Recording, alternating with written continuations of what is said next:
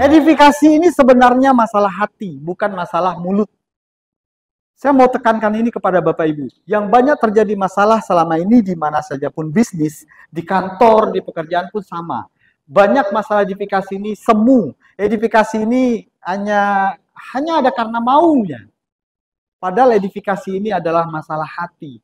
Maka mula kembali bisnis ini dengan hati Anda, maka dibuka tadi pola pikir mindset Anda di awal. Kalau kita hanya karena mulut, banyak teori Bapak Ibu.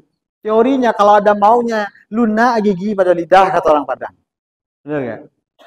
Apa?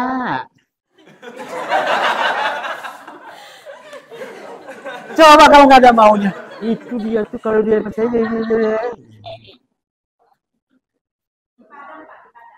Di kampung saya. Gak ada, gak ada. Gak ada, San. Gak ada, San. Gak ada. Oke. Lanjut. Konsultasi. Nah, Bapak Ibu. Pentingnya edifikasi tadi sudah tahu. Menutupi kelemahan. Edifikasi yang terbaik adalah dengan cara dari hati. Tindakan. Bukan mulut belaka. Mulut itu sering belepotan. Bahaya.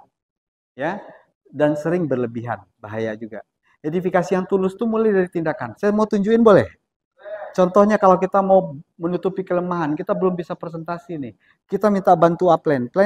Upline saya misalnya Ibu Ageng nih. Nah, saya mau presentasi Pak Sandi. Pak Sandi, kebetulan saya baru bergabung di bisnis ini, tapi saya punya seorang yang sosok luar biasa. Itu kan mulut, bener gak?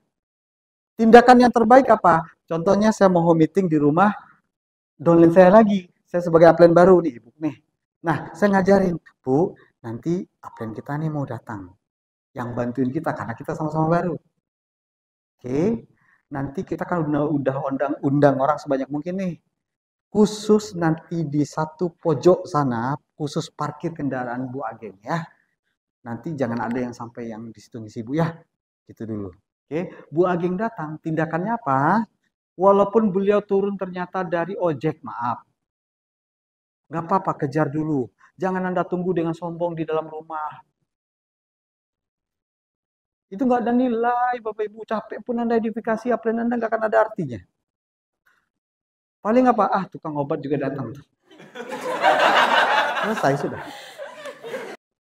Bener nggak? Itu fakta. Caranya gimana? Walaupun upline Anda turun dari motor, gak apa-apa jemput. Alhamdulillah, Bu Ageng sudah datang. Ibu masuk. Di dalam rumah sudah disiapin juga tempat khususnya. Jadi kalau orang udah pada datang, Ibu maaf ini khusus buat Ibu Ageng ya. Bu, apa yang terjadi? Semua audien Anda perhatian ke beliau nggak? Segan nggak sama beliau? Hormati nggak? Hormati. Apa yang diomongin sama beliau, mereka percaya nggak nanti? Ini orang hebat. Tapi kalau datang, Bu Ageng, duduk Bu Ageng. Udah lama nungguin semua Bu Ageng nih. Pakai telat lagi. Sudahlah tuh. Sudahlah tuh, Anda bisnis nggak bisa tumbuh gitu. Padahal kita minta bantu up.